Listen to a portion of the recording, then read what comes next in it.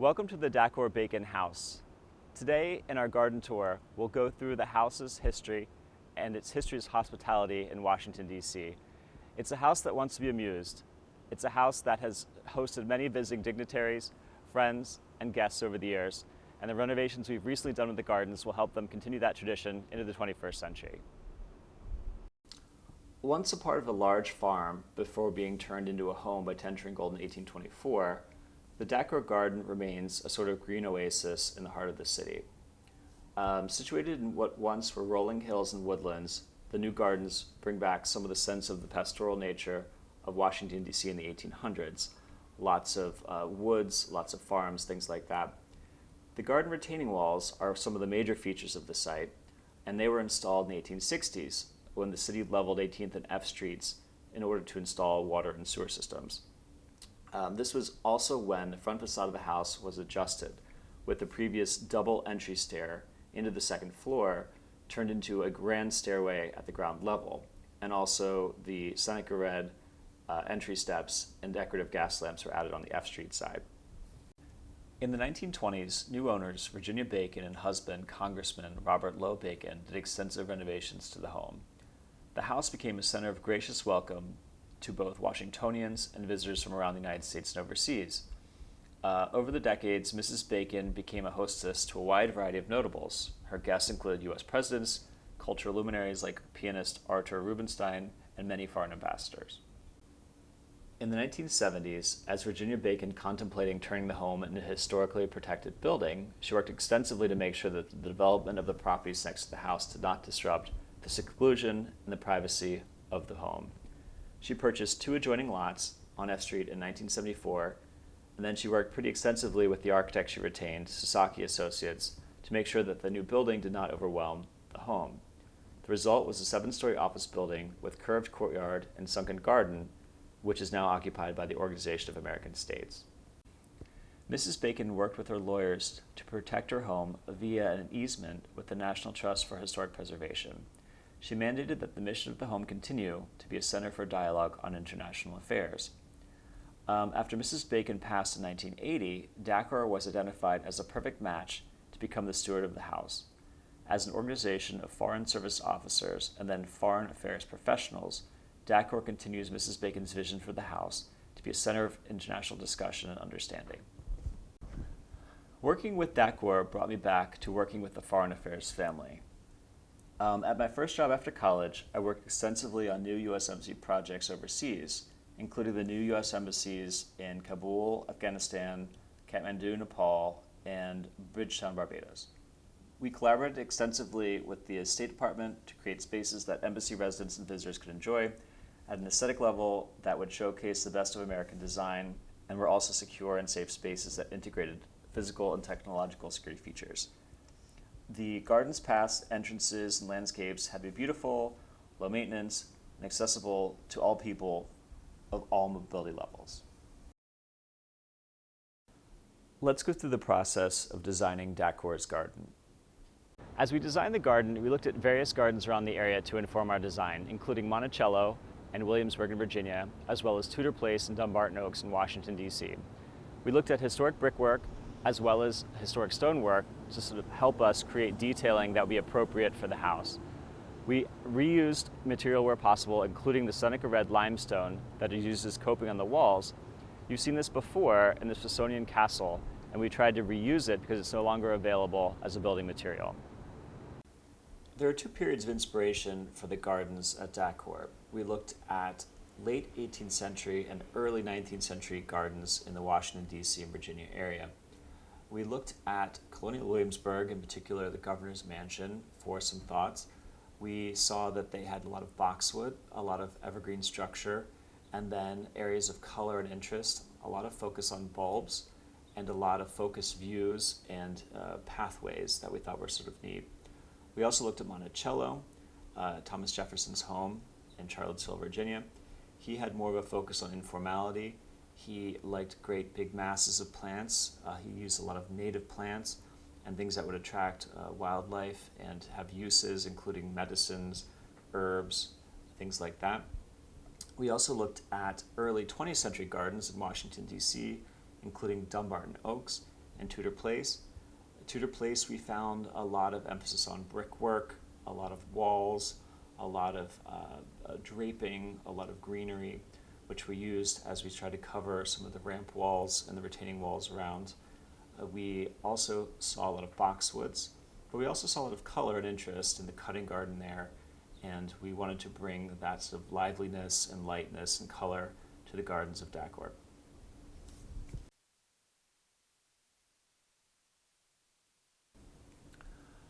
When we were brought in initially by the Dacor Garden Committee and Dacor leadership to do a full evaluation of the property, we looked at a number of things, including the business entrance, the foundations of the house, and the state of the garden walls.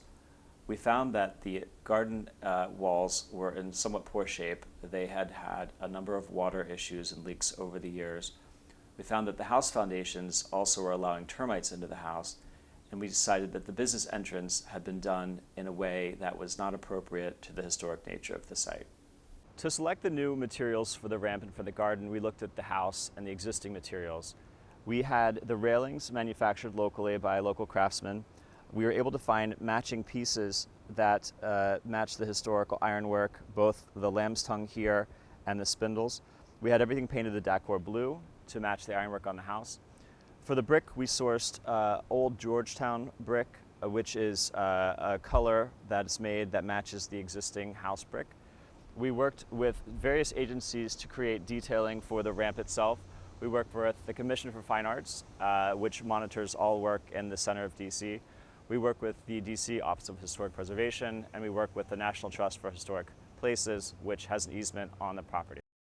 So designing the plants in the garden, we looked at a wide geographic area that reflects the nature of the house and the people who would travel, who lived here. We found plants from the Mediterranean region, from Japan, from China, from the Asian steppe, and from Eurasia and Europe, as well as a lot of North American natives. This is Russian sage, which is a beautiful purple plant. It blooms all summer. We also found plants like Amsonia, Blue Star, which is an American plant. We found a lot of bulbs that would bloom in the spring, and a lot of focus on berries and seeds to bring wildlife into the garden. The pink flower here is Echinacea pallida, the coneflower. It's being eaten by some orioles, which are one of our native birds. The coneflower has seeds in the summer and is a really great food source for birds and squirrels and things like that. We tried to use plants that would be easy to maintain for the garden. We do have a lot of brick walls which get very hot during the summer, so we use this pink ornamental onion here, Allium millennium, which is really great with heat and humidity. We wanted to invite insects and butterflies into the garden, and they do love catnip, here the purple flower. This also takes a lot of heat and humidity and is great for your garden. We used plants that would be sort of delicate looking but also very sturdy, and we try to keep things in sort of a warm pink-purple palette. We used plants with evergreen aspects as well. We wanted something that would flower from early in the spring until late in the season, so we used this Abelia grandiflora here. And we also used American native plants. This is the Oenothera speciosa, the evening primrose, the pink. It does very, very well and blooms in May. And we wanted to create a sense of softness and also green and urban, softening the urban streetscape here. So we used plants that would sort of drape over the walls, that would create a sense of privacy and interest, but also really reduce heat and make it really wonderful when you're walking by on the sidewalk. We use draping jasmine, we use boxwood, we use native viburnums to really create a garden around the ramp area. We ran into a number of challenges working in a historic site like this. We had narrow space in which to work to put a full-sized ramp in. We found a lot of things as we started digging too that were surprises, from old gas lines to old water lines that were not on any plans. And putting the excavation in a very small space right next to a busy sidewalk made sure we had to really focus on safety and making sure that things were accessible as we did our work. We excavated quite a lot of soil to put in the ramp. We made up about 8 feet of grade from the sidewalk to the business entrance. We had to excavate through DC's yellow clay soil. You could see right here, there was about 8 to 10 inches of dark topsoil, and then it was all clay all the way down to the foundations. We had a stepped foundation, and we excavated that first, and then concrete was poured. As we were digging, we ran into a few little surprises. Here you can see in orange a buried gas line that was not in any plans. Luckily, we were hand digging this area, and we discovered a water line, a gas line, and some drain lines that nobody had known about for several hundred years probably. As we installed the walls, we put a concrete block in first, and then would come back and add brick veneer. The concrete block was filled with liquid concrete in the middle, and this would create the best situation. The center planter is entirely independently built out. There are drains in every wall here. The brick veneer then covers the concrete block, and we created our own brick mix to match the courtyard wall behind. The courtyard wall had a mix of oranges, reds, purples, and we created our own mix that would match it as well as we could. We had a lot of support from DACOR leadership as we did the work, and they were very involved in the details and would come out every day and look at the work and make sure we were doing everything properly. It was a very challenging project, but I think it turned out really well.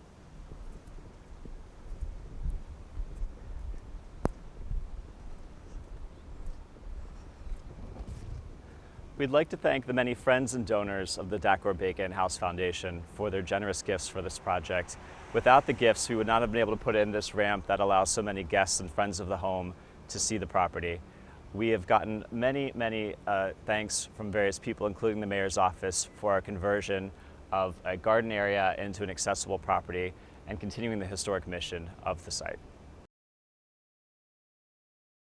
Here you'll see some of the bulbs we used for the planting. We started with daffodils in the spring, one of the first things to bloom in our climate.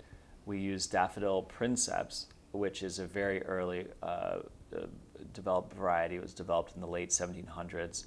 It blooms in late February, and one of the first bulbs we'll see. We also used Narcissus poeticus, the pheasant's-eye daffodil that blooms much later, in mid-May sometimes. We used evergreen material and perennials, including the wood fern, the Dryopteris erythrosa. This has evergreen leaves, but then also orange foliage in the early spring. We used some Heuchera villosa, hairy alum root, for texture as well. It has big ruffled leaves and then whitish flowers in the late summer. We looked at American natives and tried to use those where possible. We used the Liatris spicata, gay feather, the purple spikes you see here, really wonderful prairie plant, and mixes really well with other perennials. We used the Stachys byzantina, the lamb's ear. It takes a lot of heat and humidity and is doing really well along the ramp side. We used Pycnanthum muticum, mountain mint, which you can see here has lots and lots of bees, really a great plant if you like insects and bees in your garden. And we use Siberian iris. This variety is Caesar with purple flowers. It also mixes really well with perennials and blooms in early May.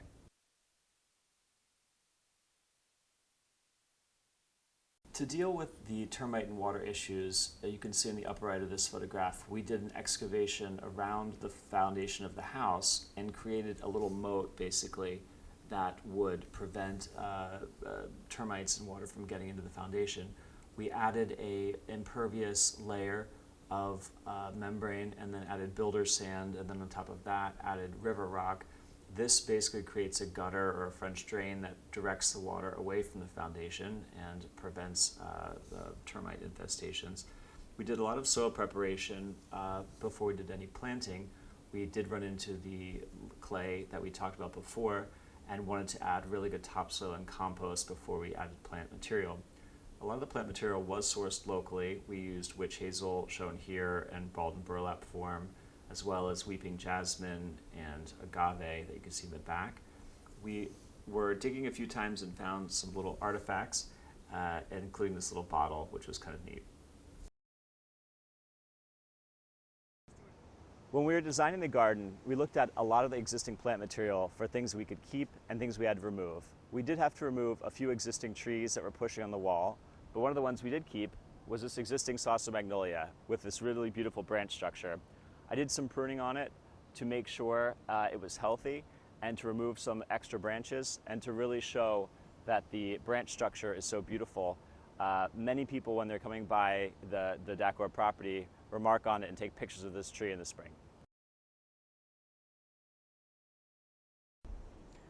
We have a lot of great plants here on the 18th Street side of the garden. We have the weeping jasmine coming over the wall a little bit here. We have the really great catnip. We have agave, Adam's needle, hydrangea. We have cedar, eastern red cedar.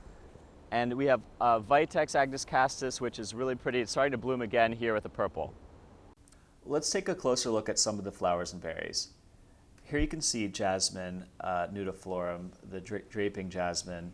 It's a very early bloomer in our climate. It blooms sometimes in late January, early February, and is great to soften a wall. The catnip you can see here has lots and lots of bees and insects. It's a great choice to invite insects into your garden. The yucca is a variegated variety, and this is an American native and would have big towers of white flowers in early June. The hydrangea quercifolia, Oakleaf hydrangea, is another American native, again with white flowers, and will have wonderful fall foliage in September, October, November, of purples and burgundies and oranges and reds. The eastern red cedar, you can see here, is a great option for any sort of challenging dry site. It's very low maintenance. It has a sort of open form, and then we'll have blueberries in the fall and winter that birds love. The Vitex agnus castus is called chase tree, common name, and is basically a purple blue version of crepe myrtle. Has a similar form with multi-stems and turns into quite a large shrub for your garden. Bell Design appreciates being involved in the redesign of the D'accord Bacon Gardens and continue to monitor the garden every season. If you would like to be involved in the D'accord Bacon Gardens on a day-to-day basis and help with the maintenance, please reach out to the Garden Committee.